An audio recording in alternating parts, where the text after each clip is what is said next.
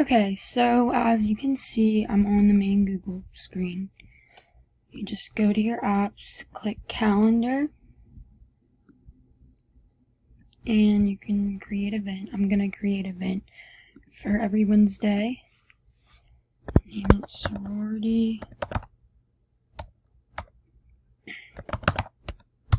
meeting. And we can even add a time. Let's do that. Weekly on Wednesday. And you can go to more options. You go down and you add attachment right here. And this is Pref Day advice for sororities. And that's what we're going to be talking about in the meeting. So we're going to select that. And we're going to save it.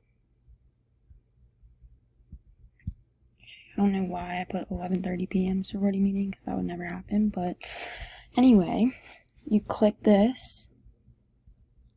You click the document. And boom, Pref Day advice. That's pretty much it, guys.